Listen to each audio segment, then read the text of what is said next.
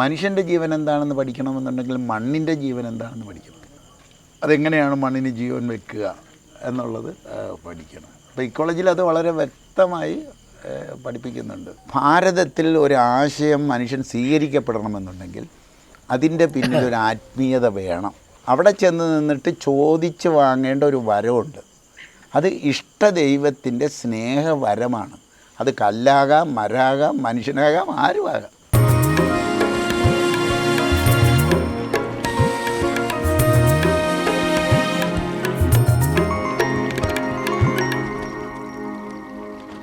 സാറേ, എക്കോളജിയിൽ ഒരു മനുഷ്യൻ്റെ ജനനം മുതൽ മരണം വരെ ഒരു പ്രോസസ്സുണ്ട്. ആ പ്രോസസ്സ് സാറിൻ്റെ കോൺസെപ്റ്റിൽ എങ്ങനെയാണത്? ഇത് ഇക്കോളജി എന്ന് പറഞ്ഞാൽ പ്രകൃതിയുടെ ധർമ്മശാസ്ത്രം എന്നാണ് അർത്ഥം. അപ്പോൾ അതിൽ മനുഷ്യൻ്റെ ഭൗതിക ശരീരത്തെ പറ്റിയാണ് ഇക്കോളജി ഡിഫൈൻ ചെയ്യുക.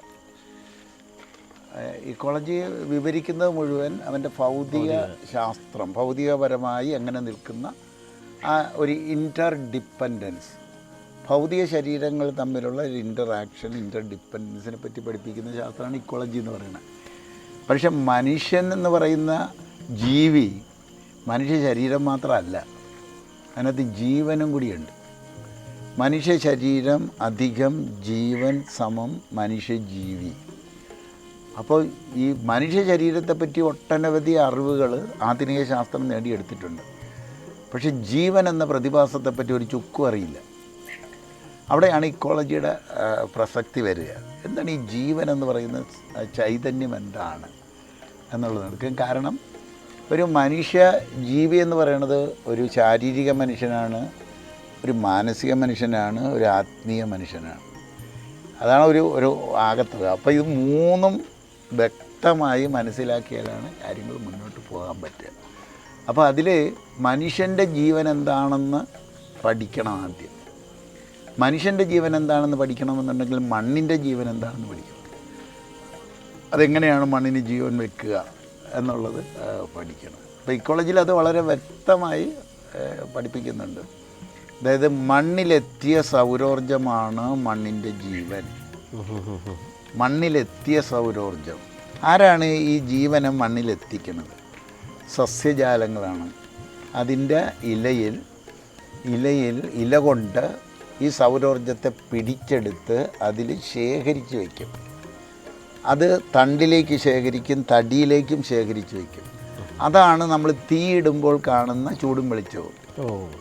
സൂര്യപ്രകാശത്തിൽ നിന്ന് വരുന്ന ആ ഒരു സൂര്യപ്രകാശം തന്നെയാണ് ഈ ശേഖരിക്കപ്പെടുന്നത്. ഇതൊരു സസ്യജാലങ്ങൾക്ക് മാത്രമേ പറ്റൂ. ഈ ഇലയിലെ എന്ത് മൂലകമാണ് ഇത് പിടിക്കണം എന്നുള്ളതാണ്. ഇലയിലെ കാർബണാണ് അത് ശേഖരിക്കുക. എനർജി ശേഖരിച്ച് വെക്കാൻ കപ്പാസിറ്റി ഉള്ളത് കാർബൺ എന്ന് പറഞ്ഞ മൂലകത്തിനാണ്. അതുകൊണ്ടാണ് ബാറ്ററിയുടെ നടുക്കിരിക്കുന്ന ദണ്ട് കാർബൺ കൊണ്ടുണ്ടാക്കിയതാണ്.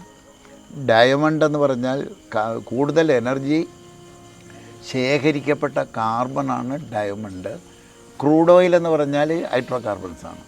ഇതെല്ലാം കാർബൺ ബേസ്ഡാണ്. അപ്പോൾ ഇല പൊഴിഞ്ഞ് മണ്ണിലേക്ക് വീഴുമ്പോൾ മണ്ണിലെത്തുന്ന കാർബൺ, ആ കാർബണിൽ സൗരോർജ്ജം ശേഖരിക്കപ്പെട്ടിട്ടുണ്ട്. അങ്ങനെ മണ്ണിലെത്തിയ സൗരോർജ്ജമാണ് മണ്ണിൻ്റെ ജീവൻ എന്ന് പഠിപ്പിച്ചിട്ട് മണ്ണിൻ്റെ ജീവൻ എന്താണെന്ന് പഠിച്ചാലാണ് മനുഷ്യൻ്റെ ജീവൻ എന്താണെന്ന് നമുക്ക് പഠിക്കാൻ പറ്റുക. അപ്പോൾ ആ ജീവൻ എന്താണെന്നുള്ളത് മനസ്സിലാക്കി, ആ ജീവശക്തി എന്താണെന്ന് മനസ്സിലാക്കി അതിനെ എക്സ്പ്ലെയിൻ ചെയ്ത് വരണം. മനസ്സ്, ബുദ്ധി, മനസ്സും ബുദ്ധിയും കൂടി ചേർന്ന സൂക്ഷ്മ ശരീരം, ഒരു ഭൗതിക ശരീരം, ഒരു സൂക്ഷ്മ ശരീരം, ഒരു ആത്മശരീരം എന്ന് പറയുന്ന മൂന്നും. അവിടെയാണ് ആ ഇക്കോ സ്പിരിച്വാലിറ്റി വരിക. സൂക്ഷ്മ ശരീരവും ആത്മശരീരവും എന്താണെന്ന് അറിയണം. ഭൗതിക ശരീരം എന്താണെന്ന് എല്ലാവർക്കും അറിയാം. പഞ്ചഭൂതങ്ങൾ 5 കൊണ്ടാണ് ഇത് നിർമ്മിച്ചിരിക്കുന്നത്. ആ നിർമ്മിച്ച ശക്തി, പിന്നിലുള്ള ശക്തി എന്ന് പറയുന്നത് സൂക്ഷ്മ ശരീരമാണ്. ആ സൂക്ഷ്മ ശരീരം എന്ന് പറയുന്നത് മനസ്സും ബുദ്ധിയും കൂടി ചേർന്നിട്ടാണ്. അപ്പോൾ എന്താണ് മനസ്സ് എന്ന് ഡിഫൈൻ ചെയ്യേണ്ടി വരും. മനസ്സെന്താണെന്ന് ഡിഫൈൻ ചെയ്ത്, ബുദ്ധി എന്താണെന്ന് ഡിഫൈൻ ചെയ്ത്, അങ്ങനെയാണ് ഇക്കോ സ്പിരിച്വാലിറ്റി പോകുക. എന്താണ് നമ്മളുടെ പ്രോബ്ലം എന്നുള്ളതാണ്. എന്താണ് ഈ മനുഷ്യൻ്റെ പ്രോബ്ലം? എന്താണ്? ഈ ഭൂമിയിലെ സകലമാന മനുഷ്യരുടെയും ബുദ്ധി ഒന്നാണ്. ആ ബുദ്ധിയിൽ സകല അറിവും ഇരിപ്പുണ്ട്. അറിവില്ലാത്തത് മനസ്സിനാണ്. അപ്പം മനസ്സും ബുദ്ധിയും കൂടി ലയം നടന്നാൽ പ്രശ്നം പരിഹരിക്കും. ഇതാണ് ഇവിടുത്തെ പ്രശ്നം. അതാണ് പല പ്രശ്നങ്ങളും അതായിട്ടാണ്. അപ്പോൾ നമ്മളെന്താ ചെയ്യുന്നതെന്ന് വെച്ചാൽ മനസ്സിനെ അങ്ങനെ ഒന്നൊന്നും ഡിഫൈൻ ചെയ്ത് എടുത്തു. അതിന് വേണ്ടിയിട്ട് ഞാൻ 3 വർഷം സൈക്കോളജി പഠിച്ചു. 3 വർഷം സൈക്കോളജി പഠിച്ചിട്ട് ഞാൻ കൃഷിയുടെ ആവശ്യത്തിന് വേണ്ടിയിട്ടാണ് സൈക്കോളജി പഠിച്ചത്. എനിക്കറിയേണ്ടത് എന്തായിരുന്നു, മനുഷ്യരുടെ മനസ്സിൽ കൃഷി ഇട്ടാൽ മണ്ണിൽ കൃഷി വരും. അപ്പം ഈ മനസ്സെന്താണെന്ന് അറിഞ്ഞാൽ മനുഷ്യൻ്റെ മനസ്സിൽ കൃഷി ഇടാൻ പറ്റുള്ളൂ. അതിന് വേണ്ടിയിട്ടാണ് ഞാൻ പോയി പഠിച്ചത്. 3 വർഷം പഠിച്ചിട്ട് ഒരു ചുക്കും മനസ്സിലായില്ല. ഫ്രോയിഡിൻ്റെ തിയറിയും ഒരുപാട് പേരുടെ തിയറി പഠിച്ചു. അവസാനം ഞാൻ സാറിൻ്റെ ചോദിച്ചു, സാറേ ഞാൻ വന്നത് നിങ്ങളുടെ തിയറി പഠിക്കാനല്ല, സൈക്കോളജിയുടെ തിയറിയും കാര്യങ്ങളും ഒന്നും എനിക്ക് വേണ്ട, എനിക്ക് പ്രാക്ടിക്കൽ ആപ്ലിക്കേഷൻ കിട്ടും. എനിക്ക് മനുഷ്യരുടെ മനസ്സിൽ കൃഷി ഇടണം, എന്നിട്ടത് മണ്ണിൽ കൊണ്ടുവരണം. വേണ്ടിയിട്ട് എനിക്ക് ഇതുവരെ ഒന്നും മനസ്സിലായില്ല 3 വർഷം പഠിച്ചിട്ട്. അതുകൊണ്ട് ഒന്നുകിൽ നിങ്ങൾ മനസ്സെന്താണെന്ന് പറഞ്ഞു തന്നെ എനിക്ക്, അല്ലെങ്കിൽ ഞാൻ പഠിത്തം നിർത്തുകയാണെന്ന് പറഞ്ഞു. സാറ് പറഞ്ഞ് ഇത്രയൊക്കെ പറഞ്ഞു തരാൻ പറ്റും. ഞങ്ങൾ ഈ ലോകം മുഴുവനുള്ള സൈക്കോളജി പുസ്തകവും ശാസ്ത്രജ്ഞന്മാരും പറഞ്ഞു മുഴുവൻ നിങ്ങളെ പഠിപ്പിച്ചിട്ടുണ്ട്, ഇനിയും മനസ്സിലായില്ലെന്ന് പറഞ്ഞാൽ ഞങ്ങൾക്കൊന്നും ചെയ്യാൻ പറ്റില്ല. അപ്പോൾ പറഞ്ഞ് ഞാൻ നിർത്തി. എന്നിട്ട് ഞാൻ ചോദിച്ചു, ഞങ്ങൾ ഡിഫൈൻ ചെയ്തോട്ടെ, ആർക്കും അത് ചെയ്യാമെന്ന്. ആർക്കും അത് ചെയ്യാനുള്ള സ്വാതന്ത്ര്യമുണ്ട്. അപ്പോൾ ഞാൻ എൻ്റെ ആവശ്യത്തിന് വേണ്ടിയിട്ട് സാധാരണ മനുഷ്യർ കർഷകർക്ക് മനസ്സിലാകുന്ന ഭാഷയിൽ അതിനെ ഡിഫൈൻ ചെയ്തെടുത്തു. ഇപ്പം mind is an electromagnetic energy field created by the supreme soul focused in the brain in association with the electromagnetic energy field of the earth and the universe എന്നങ്ങ് ഡിഫൈൻ ചെയ്തെടുത്തു. എന്നിട്ട് ഇത് publish ചെയ്തു. അതായത് എന്താ, ഈ സൈക്കോളജിയുടെ തന്നെ ഒരു ഭാഗം, എന്തായിരുന്നു ആ ഭാഗം? ഏതാണ്? സൈക്കോളജിയുടെ ഒരു ഭാഗമുണ്ട്, ട്രാൻസാക്ഷൻ അനാലിസിസ്. അതിൻ്റെ ഒരു അച്ഛനായിരുന്നു അതിൻ്റെ കേരളത്തിൻ്റെ ഹെഡ്. കേരളത്തിൻ്റെ അല്ല, ഇന്ത്യയിലെ ഹെഡ് അച്ഛനായിരുന്നു. അച്ഛൻ ഒരു ചെറിയ പുസ്തകം ഇറക്കുന്നുണ്ടായിരുന്നു. അതിൻ്റെ ബാക്ക് പേജിൽ എൻ്റെ ഈ ഡെഫിനിഷൻ പബ്ലിഷ് ചെയ്തു. ഞാൻ അച്ഛൻ്റെ ചെന്ന് ഈ ഡെഫിനിഷൻ വെച്ചു. അത് വെൽ ഡിഫൈൻഡ്, അത് ഡിഫൈൻ ചെയ്തിട്ടുണ്ട്. പിന്നെ ആരെങ്കിലും എതിർക്കുവാൻ അറിയണ്ടേ, അത് പബ്ലിഷ് ചെയ്യാമെന്ന് പറഞ്ഞു. അങ്ങനെ ആ മാസികയുടെ ബാക്ക് പേജിൽ ആ സൈക്കോളജിയുടെ ഡെഫിനിഷൻ പബ്ലിഷ് ചെയ്തു. ഒരു മനുഷ്യൻ ചോദ്യം ചെയ്തില്ല എന്നുള്ളത്. ഒരു മനുഷ്യൻ ചോദ്യം ചെയ്തില്ല. ഇതെന്നതാണെന്ന് പോലും ആരും ചോദിച്ചില്ല. പക്ഷേ എനിക്കത് വെച്ച് മുന്നോട്ട് പോകണമായിരുന്നു. അങ്ങനെ മുന്നോട്ട് പോയപ്പോഴാണ് എനിക്ക് കൃഷി മനുഷ്യരുടെ മനസ്സിലേക്ക് കയറ്റാൻ പറ്റി. ശരിക്കും അതിനൊരു ഫിലോസഫിക്കൽ ബാക്ക്ഗ്രൗണ്ട്. ആ സൈക്കോളജി പഠിച്ചതിൽ ഒരു അഡ്വാൻറ്റേജ് കിട്ടി. ഭാരതത്തിൽ ഒരു ആശയം മനുഷ്യൻ സ്വീകരിക്കപ്പെടണമെന്നുണ്ടെങ്കിൽ അതിൻ്റെ പിന്നിൽ ഒരു ആത്മീയത വേണം. ഇല്ലാതെ സ്വീകരിക്കപ്പെടില്ല, തള്ളിക്കളയും. ഭാരതം ബാക്കിയുള്ള രാജ്യം പോലെയല്ല ഭാരതം എന്ന് മനസ്സിലായി. ഒരു ആത്മീയതയുടെ പിൻബലമില്ലാതെ ഒരാശയവും ഭാരതം സ്വീകരിക്കില്ല. അപ്പോൾ എങ്ങനെ ആ ആത്മീയത എങ്ങനെ ആക്കണമെന്നുള്ളതായിരുന്നു പിന്നത്തെ നമ്മളുടെ പ്രശ്നം. അപ്പം ഞാൻ അഗ്രികൾച്ചർ എന്ന പദം തന്നെ എടുത്തു. എന്നിട്ട് അഗ്രി മാറ്റി. കൾച്ചർ എന്ന് പറഞ്ഞാൽ എന്താണ്? കൾച്ചർ എന്നുള്ള അത് ഒരുപാട് പേരൊക്കെ ചോദിച്ചു, ആർക്കും ഒരു പിടിയില്ല. കൾച്ചർ എന്ന് പറഞ്ഞാൽ എന്താ? സംസ്കാരം. എന്താണ് ഒരു വ്യക്തി സംസ്കാര സമ്പന്നനാകണമെന്നുണ്ടെങ്കിൽ ആ വ്യക്തിയിലെ ഗുണഗണങ്ങൾ ഏതൊക്കെ? എന്താണ് അതിൻ്റെ മാനദണ്ഡം? വെറുതെ ചുമ്മാതെ അങ്ങനെ പറഞ്ഞാൽ മതിയോ? ആർക്കും ഒരു വ്യക്തതയില്ല. കാര്യങ്ങളൊക്കെ അറിയാം. അപ്പോൾ പിന്നെ ഞാൻ തന്നെ എടുത്തിട്ട് സത്യം, ധർമ്മം, നീതി.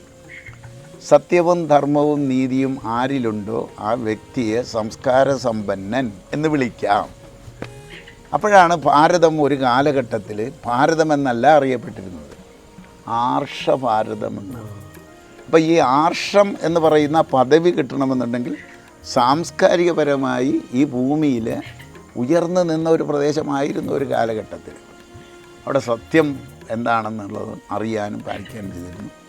ധർമ്മം പാലിക്കപ്പെട്ടിരുന്നു, നീതി ലഭ്യമാക്കിയിരുന്നു. ഈ കാര്യങ്ങൾ വെച്ചിട്ടാണ് പിന്നെ ഞാൻ മുന്നോട്ട് പോയത്. സത്യം, അപ്പോഴും വീണ്ടും പ്രശ്നം വന്നു. ഈ സത്യം എന്ന് പറഞ്ഞാൽ എന്താ എന്നറിയില്ല. അത് സത്യം എന്ന് പറഞ്ഞാൽ ഒരു പിടിയില്ല. എന്താ ഈ സത്യം എന്ന് പറഞ്ഞാൽ? നേര് പറയുന്നതാണ് സത്യം എന്നാണ് ആളുകൾ ധരിച്ചു വെച്ചിരിക്കുന്നത്. അതല്ലല്ല സത്യം. സത്യമെന്ന് പറഞ്ഞാൽ സ്ഥായിയായിട്ടുള്ളത്, മാറ്റത്തിന് വിധേയമാകാതെ സ്ഥിരമായി നിലനിൽക്കുന്നത് എന്താണോ അതാണ് സത്യം. ആ സത്യം എന്താണ് ആ സത്യം എന്നുള്ളത് ചോദിച്ചു ഒരു പിടിയും കിട്ടിയില്ല. അപ്പോഴാണ് ഈ ചൈതന്യം, ജീവചൈതന്യത്തിൻ്റെ ഇരിക്കുന്ന ഒരു ഇരിപ്പിടമുണ്ട്. അത് ആകാശമാണ്. ആകാശവും ആത്മാവുമാണ് ഈ സകലതിൻ്റെയും ആദിമാതാവും ആദിപിതാവും ചേർന്ന് എന്തിനെയാണ് സൃഷ്ടിച്ചത്? ശബ്ദമാണ് അതിൻ്റെ സൃഷ്ടി. ശബ്ദമാണ് ആദിമാതാവും ആദിപിതാവും തമ്മിൽ ചേർന്ന്. അപ്പോൾ ഈ ശബ്ദത്തിനെ പിന്നെ ഈ ശബ്ദം എന്ന് പറഞ്ഞാൽ ഏത് എനർജികൾ ചേർന്നിട്ടാണ്, ചൈതന്യങ്ങൾ ചേർന്നിട്ടാണെന്നുള്ളത് നോക്കി. അപ്പോൾ മനസ്സിലായി 6 ചൈതന്യങ്ങൾ ചേർന്നിട്ടാണ് ശബ്ദം. Heat energy, light energy, electrical energy, magnetic energy, atomic energy, wave energy. ഈ 6 എനർജികൾ ചേർന്നിരുന്ന ശബ്ദമാണ്. അപ്പോൾ നമ്മളുടെ പൂർവികർ പറഞ്ഞിരിക്കുന്നതുമായിട്ടും ചേരുന്നുണ്ടത്. അതായത് ആദിയിൽ വചനമുണ്ടായി,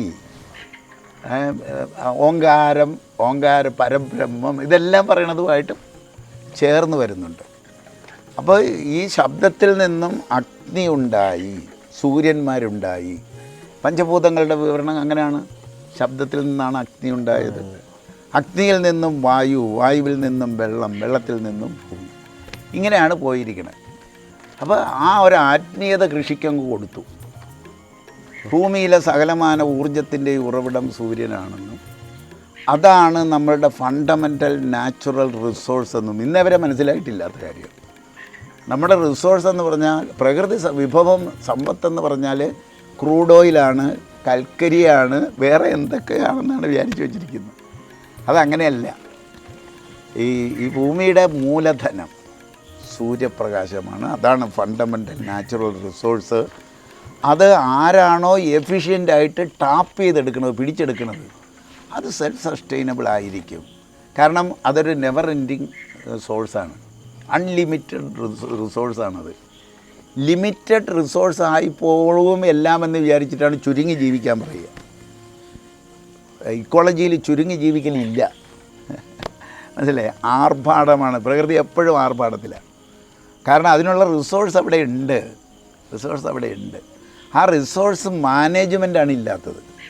ഇപ്പോൾ ഒരു റെയിൻ ഫോറസ്റ്റ് എന്ന് പറഞ്ഞാൽ എഫിഷ്യൻ്റായിട്ട് റിസോഴ്സ് മാനേജ് ചെയ്യുന്നു. അതുകൊണ്ടാണ് ഒരു റെയിൻ ഫോറസ്റ്റ് സെൽഫ് സസ്റ്റൈനബിൾ ആകുന്നതും ഓരോ വർഷം കഴിയുന്തോറും കാട് വലുതാകുന്നതും കാട്ടിലെ ജീവജാലങ്ങൾ പെരുകുന്നതും. ആ റിസോഴ്സിൻ്റെതാണ് പ്രധാനം. അങ്ങനെ റിസോഴ്സ് ഇതാണെന്ന് തിരിച്ചറിഞ്ഞു കഴിഞ്ഞാൽ പ്രശ്നം പരിഹരിക്കപ്പെട്ട് കഴിഞ്ഞു. ഇപ്പോൾ അതിൽ ഞാൻ പ്രധാനപ്പെട്ട ഒരു ഉത്തരവാദിത്വം പറയണത്, സൂര്യപ്രകാശത്തിൽ നിന്നും ഇലക്ട്രിസിറ്റി ഉണ്ടാക്കാൻ നമുക്കറിയാം. ടെക്നോളജി ഡെവലപ്പ് ചെയ്തു. സൂര്യപ്രകാശം തന്നെയാണ് വായു എന്നും അറിയാം. പുനരാവർത്തിക്കപ്പെട്ട സൂര്യപ്രകാശമാണ് വായു എന്നറിയാം. അങ്ങനെയാണെങ്കിൽ അതിനകത്തുള്ള ആ വായു എന്ന് പറയുന്നത് ഏതാണെന്നാണ് നോക്കിയത്. അത് ഹൈഡ്രജനാണ്. അല്ലാതെ നമ്മൾ വിചാരിക്കുന്ന പോലെ ഭൂമിയുടെ ചുറ്റും കിടക്കുന്ന ഓക്സിജൻ അല്ല. ഹൈഡ്രജൻ പ്രപഞ്ചം മുഴുവനുമുണ്ട്. ഹൈഡ്രജൻ എക്സ്പ്ലോഷൻസാണ് സൂര്യനിൽ നടന്നുകൊണ്ടിരിക്കുന്നത്. അപ്പോൾ ഈ ഹൈഡ്രജനെ സൂര്യപ്രകാശത്തിൽ നിന്നും വേർതിരിക്കാനുള്ള ടെക്നോളജി ഡെവലപ്പ് ചെയ്ത പ്രശ്നം പരിഹരിച്ചു. അതിനകത്തുണ്ട്, സൂര്യപ്രകാശത്തിലുണ്ട്. ഇലക്ട്രിസിറ്റി ഉണ്ടെങ്കിൽ ഇതുമുണ്ട്. ഇലക്ട്രോ മാഗ്നറ്റിക് എനർജി എന്ന് പറയുന്നത് മൈൻഡുമാണ്. അപ്പോൾ സൂര്യനൊരു മനസ്സുണ്ട്, ഭൂമിക്കൊരു മനസ്സുണ്ട്, എല്ലാവർക്കും ഒരു മനസ്സുണ്ട് എന്നുള്ള ഡെഫിനിഷൻ അങ്ങനെയാണ് ശരിയാക്കിയെടുത്തത്. മറ്റൊന്ന് ഞാൻ കണ്ട ഒരു പോരായ്മ, ഇക്കോളജി പഠിച്ചു വന്നപ്പോഴത്തേക്ക് കണ്ടൊരു പോരായ്മ, ഈ ആത്മാവ് എന്താണെന്ന് ആർക്കും തിരിച്ചറിയാൻ പാടില്ലെന്നുള്ളത്. ഞാനത് ഇവരെ നല്ല ഭംഗിയായിട്ട് പഠിപ്പിച്ചു. ആകാശം എന്ന് പറയുന്നത് ഏറെക്കുറെ പിടികിട്ടുന്നുണ്ട്. ആകാശം അനന്തമാണ്, അതിരുകളില്ലാതെ നിൽക്കുന്നു. ഈ ആകാശത്താണ് ഈ ഭൗതിക പ്രപഞ്ചം മുഴുവൻ നിലനിൽക്കുന്നത്. ആകാശത്തിനോട് ഇഴവിരിഞ്ഞ് നിൽക്കുന്ന, ഇഴങ്ങി നിൽക്കുന്ന ഒന്നാണ് ആത്മാവ്. അത് ആനന്ദവുമാണ്. അപ്പോൾ ഈ ആനന്ദം അകത്തുമുണ്ട്, പുറത്തുമുണ്ട്, എല്ലായിടത്തും ഉണ്ട്, എപ്പോഴും ഉണ്ട്. അതിന് യാതൊരു മാറ്റവും ഇല്ല. നമ്മളിപ്പോൾ സാർ അവിടെ ഇരിക്കുന്നു, അവിടെ നിന്ന് ഇവിടെ വന്നിരുന്നാൽ അവിടുത്തെ ആകാശം ഇങ്ങോട്ട് പോരില്ല, ആത്മാവും പോരില്ല.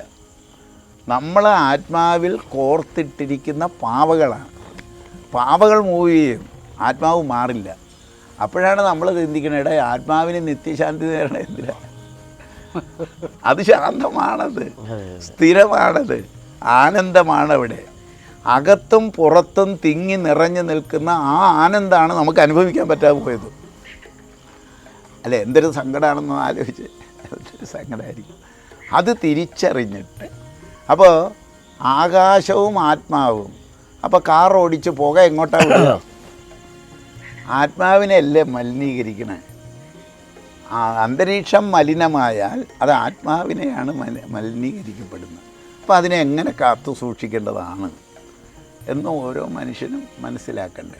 ഇങ്ങനെയാണ് ഈ ഇക്കോ സ്പിരിച്വാലിറ്റി പോവുക. വ്യക്തമായ ഡെഫിനിഷനാണ്, വ്യക്തമായ സൊല്യൂഷനാണ് അവിടെ വരിക.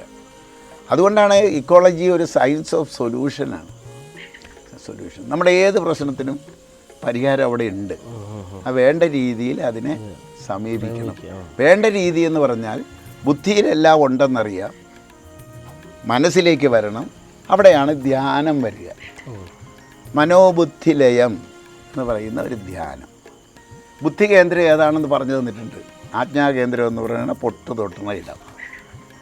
അവിടേക്ക് മനസ്സിൻ്റെ ചിന്തകൾ ചെന്നാൽ മതി. അതിന് നമ്മളൊരു പേര് ഇട്ടു, സന്നിധാനം എന്ന് പേരിട്ടു. അപ്പോൾ സന്നിധാനത്തിൽ പോകാനാണ് ആദ്യം പഠിപ്പിക്കുക. സന്നിധാനത്തിൽ പോകാൻ പഠിപ്പിക്കും. ഈ പ്രപഞ്ചത്തിന് ഒരു കേന്ദ്രമുണ്ട്. അപ്പോൾ സന്നിധാനം എന്ന് പറയുന്നത് നമ്മുടെ ഗ്രാവിറ്റേഷണൽ സെൻറ്ററാണ്. അതേമാതിരി ഈ പ്രപഞ്ചത്തിനൊരു ഗ്രാവിറ്റേഷണൽ സെൻറ്റർ ഉണ്ടായിരിക്കണ്ടേ. ഇത് മൊത്തം കറങ്ങുന്ന എന്നതിനെ എന്തിനോ കേന്ദ്രീകരിച്ചിട്ടാണ്. അതിനെയാണ് പണ്ടുള്ളവർ ബ്രഹ്മം, ഈശ്വരൻ എന്നൊക്കെ വിളിച്ച സാധനം. അപ്പോൾ അതിനെ തിരുസന്നിധാനം എന്ന് പേരിട്ടു. അപ്പോൾ സന്നിധാനവും തിരുസന്നിധാനവും തമ്മിൽ ബന്ധപ്പെട്ട് കഴിഞ്ഞാൽ എല്ലാമായി. ബന്ധപ്പെടുന്ന ചിന്തകളിലൂടെയാണ്. മനസ്സിൻ്റെ സ്വഭാവം എന്ന് പറയുന്നത് ചിന്തിക്കുക എന്നുള്ളതാണ്. ബുദ്ധിയുടെ സ്വഭാവം വിവേചനമാണ്. അപ്പോൾ ഇത് രണ്ടും കൂടി ലയിച്ചു കഴിഞ്ഞാൽ പ്രശ്നം വളരെയധികം പരിഹരിക്കപ്പെട്ടു. ഇപ്പോൾ ബുദ്ധിയുടെ വികാരം എന്ന് പറയുന്നത് സ്നേഹവും കരുണയും, ആത്മാവിൻ്റെ വികാരം എന്ന് പറയുന്നത് ആനന്ദം. ബാക്കിയുള്ള എല്ലാ വികാരങ്ങളും മനസ്സിൻ്റേതാണ്. കാമം, ക്രോധം, മോഹം, പക, വിദ്വേഷം, വെറുപ്പ്, ഭയം, നിരാശ, അഹങ്കാരം, കുശുമ്പ്, കുന്നായ്മ പോലെയുള്ള സകല വികാരങ്ങളും മനസ്സിൻ്റെതാണ്. അത് മനസ്സിൻ്റെത് മാത്രമായി നിന്നാൽ അത് മോശം സാധനങ്ങളായിട്ട് വരും. എന്നാൽ ബുദ്ധിയുടെ അകമ്പടിയുള്ള ഈ വികാരങ്ങളൊക്കെ നല്ലതുമാണ്. ഇത് തമ്മിൽ ലയിക്കുക എന്നുള്ള പ്രോസസ്സാണ് വേണ്ടി. അത്രേ ഉള്ളൂ. ഇത് കുറച്ചുകൂടി സ്പീഡിൽ മനുഷ്യർക്ക് സാധ്യമാക്കിയെടുക്കാൻ പറ്റുമെന്നാണ് നോക്കണം. സാധ്യമാക്കിയെടുക്കാൻ പറ്റുമോ? സ്നേഹവും കരുണയുമാണ് ബുദ്ധിയുടെ. അതിനാണ് മനസ്സ് ബുദ്ധിയായിട്ട് ചേരും. പിന്നെ കരുണയുടെ കഥകൾ ഫിലിം ചെയ്യാൻ ഞാൻ ഇവരുടെ അടുക്കലൊക്കെ പറയുന്നത് അതിനാണ്. കാരണം സ്നേഹത്തെ ഉണർത്തണം, ഇല്ലാഞ്ഞിട്ടല്ല, ഉള്ളിലിരിപ്പുണ്ട്. ഉണർത്തണമെന്നുണ്ടെങ്കിൽ കരുണ കണ്ടാൽ മതി. സ്നേഹത്തിൻ്റെ പ്രകടനമാണ് കരുണ. സ്നേഹം ഉണരാനായിട്ട് കരുണ കണ്ടാൽ മതി, കേട്ടാൽ മതി, ഇമാജിൻ ചെയ്താൽ മതി. അത് ഒരു വഴിയാണ്. 2-3 വഴികളാണ്. അവിടെയാണ് ദേവാലയത്തെ പറ്റിയുള്ള ഇത് വരണേ. എന്തിനാണ് ദേവാലയങ്ങൾ? ഒരു അമ്പലത്തിൽ പോയി അല്ലെങ്കിൽ ഒരു പള്ളിയിൽ പോയി അവിടെ ചെന്ന് നിന്നിട്ട് ഈശ്വരനോട് ഇപ്പോൾ നമ്മൾ പറഞ്ഞുകൊണ്ടിരിക്കുന്നത് എന്താ? നമ്മളുടെ ആവശ്യങ്ങൾ, സങ്കടങ്ങൾ, ആവലാതികളാണ് പറഞ്ഞുകൊണ്ടിരിക്കുക. അതൊരു തെറ്റായ ആത്മീയതയാണ്. അങ്ങനെ ഒരു ഭാരതവും പഠിപ്പിച്ചിട്ടില്ല, ആരെയും പഠിപ്പിച്ചിട്ടില്ല. കാരണം അവിടെ ചെന്ന് നിന്നിട്ട് ചോദിച്ച് വാങ്ങേണ്ട ഒരു വരമുണ്ട്. അത് ഇഷ്ടദൈവത്തിൻ്റെ സ്നേഹവരമാണ്. അത് കല്ലാകാം, മരാകാം, മനുഷ്യനാകാം, ആരുമാകാം. ആ ആളിൻ്റെ സ്നേഹം വാങ്ങിയെടുക്കുക എന്നുള്ളതാണ് ആത്മീയത കൊണ്ട് ഉദ്ദേശിക്കുന്നത്. അത് വാങ്ങിയെടുത്തു കഴിഞ്ഞാൽ പ്രശ്നം പരിഹരിച്ചു. കാരണം ഈ ഭൂമിയിലെ പ്രശ്നം മുഴുവൻ സ്നേഹമില്ലായ്മയാണ്. അപ്പോൾ അത് വാങ്ങിയെടുക്കാൻ മനുഷ്യരെ പഠിപ്പിക്കുക. വാങ്ങിയെടുത്തു കഴിഞ്ഞാൽ എന്ത് ചെയ്യണമെന്നുള്ളതും കൂടി പഠിക്കുക. കാരണം ഈശ്വരൻ ഒരു സ്നേഹം തന്നാൽ അത് ഒരാൾക്ക് മാത്രമായിട്ട് തരില്ല. ഇപ്പോൾ സൂര്യൻ ഉദിക്കുന്നത് നല്ലവർക്ക് വേണ്ടി മാത്രമായിട്ടല്ല, മോശം ആളുകൾക്ക് ഒരേപോലെയാണ് വരിക. ഇതേമാതിരിയാണ് ദൈവങ്ങൾ സ്നേഹം തരിക. നിങ്ങൾക്കൊരു സ്നേഹം തന്നാൽ ആ സ്നേഹം നിങ്ങൾക്ക് മാത്രമായിട്ടുള്ളതല്ല. നിങ്ങൾക്ക് മാത്രമായി അത് ശേഖരിച്ച് വെച്ചാൽ അത് സ്വാർത്ഥതയാണ്. അവിടെ ഇരുന്നാൽ അത് കെട്ടിക്കിടക്കലാണ്. വെള്ളം കെട്ടിക്കിടന്നാൽ ദുഷിക്കും, രക്തം കെട്ടിക്കിടന്നാൽ ദുഷിക്കുന്നത് പോലെ സ്നേഹവും കെട്ടിക്കിടന്നാൽ അത് വിദ്വേഷമാകും. അപ്പോൾ എന്താ ചെയ്യേണ്ടത്? മറ്റുള്ളവർക്ക് കൊടുക്കണം, എന്നിട്ട് പുതിയത് മേടിച്ച് നിറച്ചോണം. ഇവിടെയാണ് ദേവാലയത്തിൻ്റെ പ്രസക്തി ഇരിക്കുക. ദേവാലയങ്ങൾ ദൈവം ഇരിക്കണ ഇടമല്ല, അല്ലെങ്കിൽ നമ്മൾ ആൾ ദൈവങ്ങളെന്ന് പറയുന്നത് ദൈവങ്ങളല്ല. ഇവരെല്ലാം ദൈവത്തിലേക്കുള്ള ചവിട്ടുപടികളാണ്. ദൈവത്തിലേക്ക് എത്താനുള്ള ഒരു ചവിട്ടുപടി മാത്രമാണ് അവർ. അവരെ ദൈവമായിട്ട് കണ്ടത് അവരുടെ കുഴപ്പമല്ല. ദൈവത്തിലേക്ക് എത്താൻ അവരൊരുപാട് ഉപകരിക്കുന്നുണ്ട്. ദൈവങ്ങൾ പിന്നെ ദേവാലയങ്ങൾ ഉപകരിക്കുന്നുണ്ട്. പക്ഷേ ദേവാലയങ്ങളെ തെറ്റായി ഉപയോഗിക്കുന്നത് ആരുടെ കുഴപ്പമാണ്? അതിൻ്റെ പ്രശ്നം എന്താണെന്ന് വെച്ചാൽ, ഇപ്പോൾ ഞാൻ നോക്കിയപ്പോൾ ഒരു പൊതുവായ ഈശ്വര സങ്കല്പമാണ് ഉണ്ടാകേണ്ടത്. ഏത് മതത്തിൽപ്പെട്ടവർക്കും ഒരേപോലെ സ്വീകരിക്കാൻ പറ്റിയ ഒരു ഈശ്വര വിശ്വാസം, അതുണ്ടെങ്കിലേ കാര്യം നടക്കുകയുള്ളൂ എന്ന് മനസ്സിലായി. ആ ഈശ്വര വിശ്വാസമാണ് ഞാനിപ്പോൾ ജ്യോതി എന്ന പേരിൽ ജ്യോതിയാണ് ഈശ്വരൻ എന്നുള്ള ഒരു ഡെഫിനിഷൻ കൊടുത്തു. ജ്യോതിയാണ് ഈശ്വരൻ, ജ്യോതിയാണ് ഈശ്വരൻ, ജ്യോതിയാണ് ഈശ്വരൻ എന്നുള്ള ഒരു സങ്കല്പം കൊടുത്തു. സങ്കല്പം എന്താണെന്ന് പറഞ്ഞു കൊടുത്തു.